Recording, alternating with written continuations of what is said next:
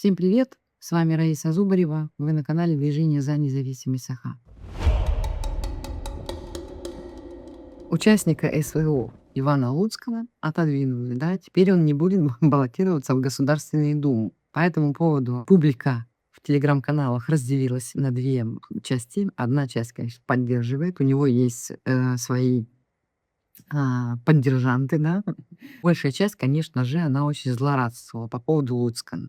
Луцкана отодвинули. Он сначала объявил о том, что он будет выдвигаться, уже начал свою предвыборную кампанию, поехал там по улусам, начал всем рассказывать, какой он молодец, как он великолепно лечит людей, и что он будет делать, да, для того, чтобы они его выбрали в депутаты Государственной Думы. Но тут, значит, не успел он, значит, запрячь лошадей, как сверху пришел, значит, приказ спустился. Окрик такой: «Ваня, на место!» Знали свое место, Луцкан. Вот, и, конечно же, вместо него пошла Данчикова. Пойдем Данчикова на выборы в Государственную Думу. Уже в который раз, как пишет Виталий Валерьевич Обедин, паровозом пойдет. Она сама никогда не принимала участие, не выдвигалась, то есть самостоятельно, да, а все время шла она от партии, вот в списках Единой России. Так она проходила всегда. Ну, а что, даже, посмотрите, звание участника боевых действий, участника СВО Ване, значит, не помогло. Я, кстати, думаю, что Луцкому помогло бы, может быть, если бы он на самом деле пошел на войну и вернулся оттуда без ноги или без глаза. Он же офтальмолог, он бы сам себе помог, да? Вот если бы он вернулся без какой-нибудь такой герой, да, вот тогда, может быть, у него шансы были бы лучше. Но время еще пока есть до осени, выборы же в сентябре будут, так что у Вани еще есть время, он может совершенно спокойно вот это вот звание участника СВО совершенно спокойно оправдать. Да? Он же как его пусть идет и отрабатывает вот это звание, да? И героически возвращается домой прям на лаврах, да? Со щитом, что называется, да? Может, тогда пойдет в Государственную Думу. Вот. Ну, слушайте, вот это вот проблем. Я думаю, что ненависть к Луцкому, очень большая нелюбовь, да, значит, подогревается тем, что, ну, и это на самом деле очень правильно, да, в этом есть прекрасный смысл. Люди все видят, люди все понимают, да. То, что он постоянно ездил в Донецкую и Луганскую области, занимался там, значит, лечением людей. Ну, то есть он лечил людей в другом государстве. Тогда как в нашем государстве большие проблемы со здравоохранением. Тут, значит, в тему к этому, да, тут, значит, Айсен Николаев выступил перед медиками и говорил о десятилетии здоровья. А вот буквально половина этого срока 10 лет. Он в 2021 году объявил десятилетие здоровья, да? И вот сейчас уже ровно половина прошла, 5 лет. И он, значит, подводил итоги и рассказывал всем о том, что у нас, в общем, в здравоохранении нет никаких проблем. У нас везде только победы, только победы. Он рассказал, сколько они больниц построили. Он рассказал, значит, что сколько они там техники завезли. Ну, что-то такое. Вот все, как он любит, да, что Якутия впереди планеты всей. Самые лучшие, самые первые, самые передовые, самые инновационные. Однако мы с вами видим прекрасно, что происходит со здравоохранением в улусах, особенно в арктических улусах. Туда, я вам напомню, все время летают мобильные бригады врачей. Что это? Ну, то есть люди собираются, врачи собираются, их садят либо на вертолетами, отправляют в самые сложные места, да, либо они передвигаются вот, в общем, на перекладных, на УАЗиках едут, да, там еще на чем-то, да. В общем, и вот эти кадры, как они едут туда по переправам, которые уже буквально там в воде все стоят, да, и очень сложно, их там тракторами тянут, да, и КАМАЗами, или там чем еще это там вытягивают. В общем, да, с такой с риском для собственной жизни едут врачи так вот героически спасать людей. Ну, конечно, это не проблема врачей, это проблема вообще управления всей нашей системой здравоохранения. Это проблема Айсена Николаева, что он до сих пор не наладил систему помощь больным, помощь нуждающимся в улусах, особенно в арктических и в северных. Да? Смотрите, они уничтожили все поликлиники маленькие, они уничтожили все, я не знаю, там фельдшеров убрали. Да? Почему мобильные бригады ездят? Потому что нет специалистов, нет больниц, нет поликлиник, нет, все убрали, все оптимизировали. И они огромные деньги тратят на то, чтобы... А это же не бесплатно все. Это же командировочные врачам, повышенная оплата, да, за то, что они едут в УЛУСы и там работают. Это, опять же, траты на топливо, траты на технику.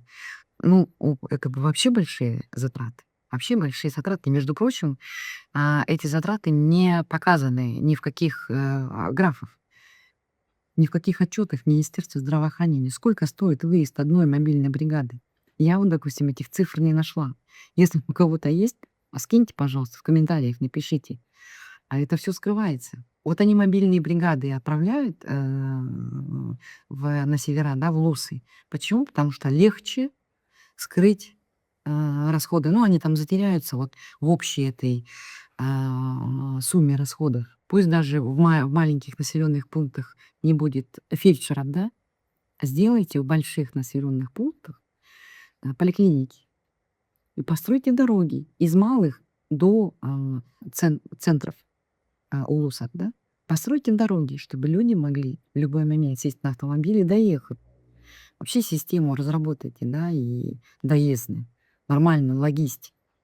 И поликлиники поставьте, и врачей туда посадите, и зарплаты им дайте хорошие, и жилье им дайте благоустроенное, чтобы они жили в нормальных условиях. Интернет им дайте. Я не знаю, какие-нибудь досуговые центры постройте, да. Сделайте людям все условия для того, чтобы они сами хотели ехать и помогать.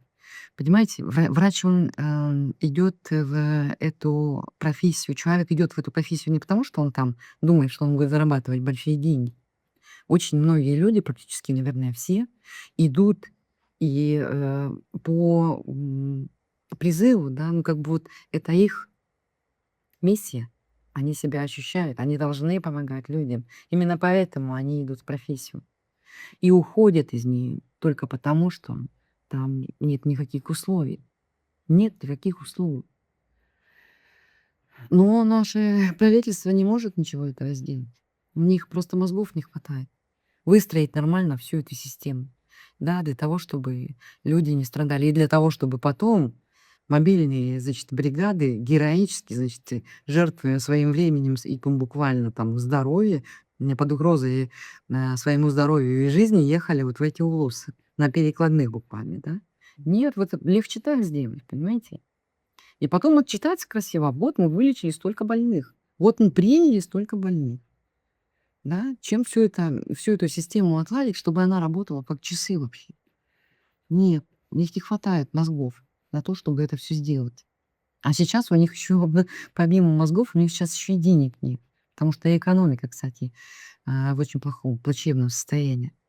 Посмотрите, в 2022 году, кстати, да, дальше, вот они говорят, что у нас вот все прекрасно, значит, со здравоохранением. Ну, есть проблемы, но, в общем, в принципе, более-менее хорошо. И везде, вот я посмотрела, да, все выступления врачей говорят о том, что так успокоительные такие дают, да.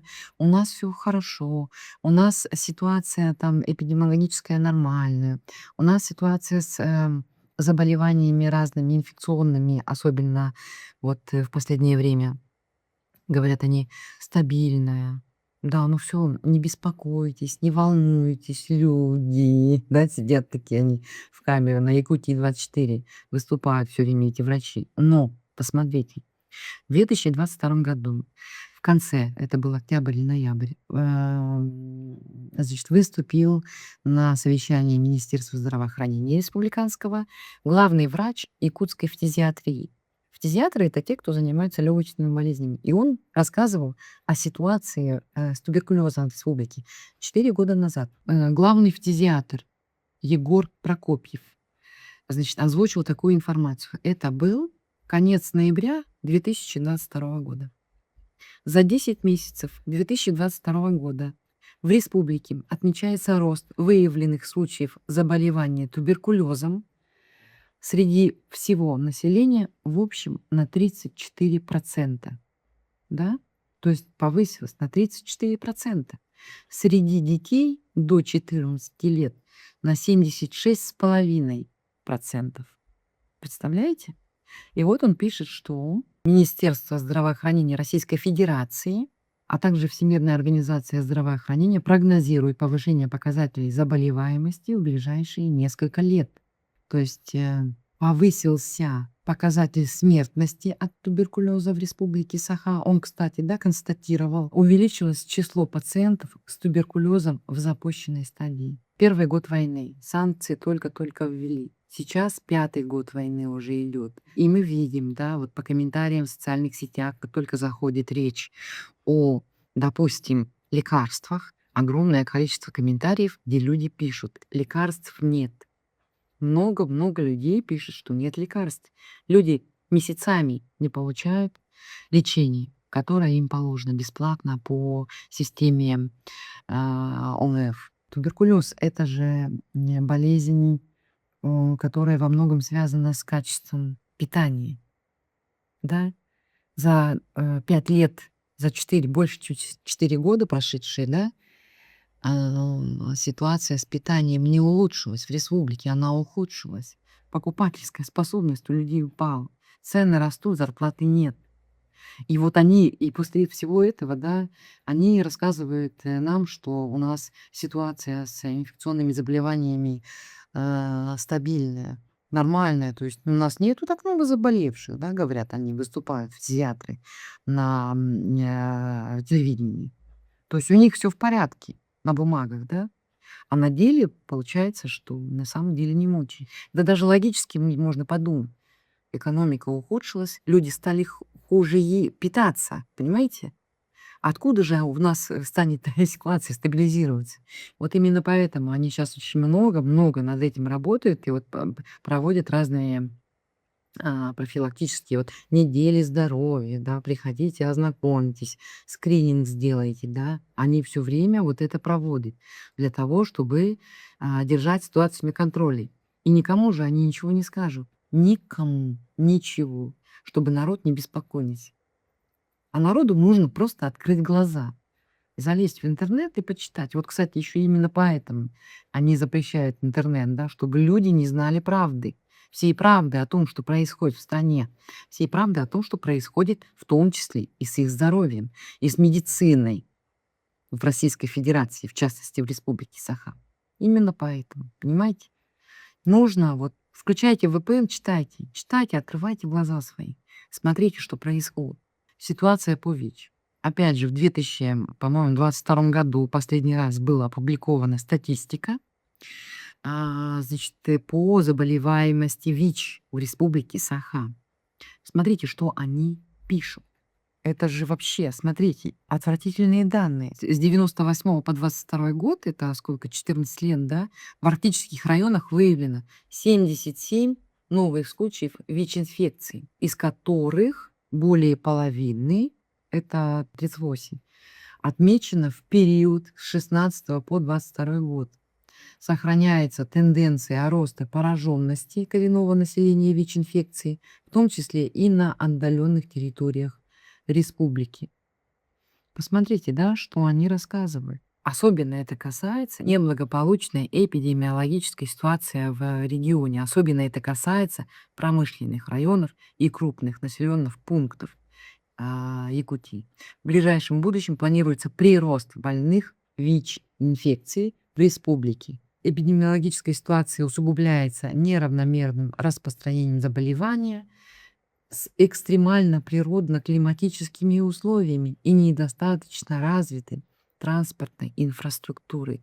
Все это значительно усложняет оказание медпомощи данной категории лиц, часть которых в последующем выезжает на постоянное место жительства за пределы республики.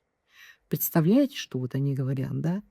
С проблемой с ВИЧ, проблема с туберкулезом, скорее всего, проблема с гепатитом, тоже нужно поднимать данные, да? И вот на фоне всего этого наш Айсен Николаев рассказывает, что здравоохранение у нас, в общем, находится на высоте. Десятилетие, десятилетие здравоохранения. 5 лет прошло. Очень хорошие показатели. На самом деле какие показатели? Вот они, да? Вот за эти 4 года, когда, а сколько врачей ушло на войну? Сколько врачей ушло на войну? Это же вообще отвратительно. И, кстати, ВИЧ-инфицированные, они же пошли еще и на войну с туберкулезом, с открытыми, скорее всего, формами. Там в последней стадии заболевания они тоже все ушли на войну. Это вот такие самоубийцы, да? Их никто не лечит, и они, итог будет все равно один, поэтому они, наверное, идут подписывать контракт. Это же ужасно, когда у человека просто нет выбора. Когда медицина у нас на таком уровне находится, что человек предпочитает умереть на войне. Государство ему не гарантирует жизни вообще, не гарантирует хорошего медицинского обслуживания, не гарантирует наличие лекарств, которые будут ему помогать, продлевать его жизнь. Это же вообще отвратительно. Что такого происходит с государством? Вы подумайте, да, нужно ли нам вообще такое государство? Сколько вообще, почему мы должны, люди в Республике Саха, должны жить и вот и мучиться буквально? Ну почему так происходит? Подумайте об этом.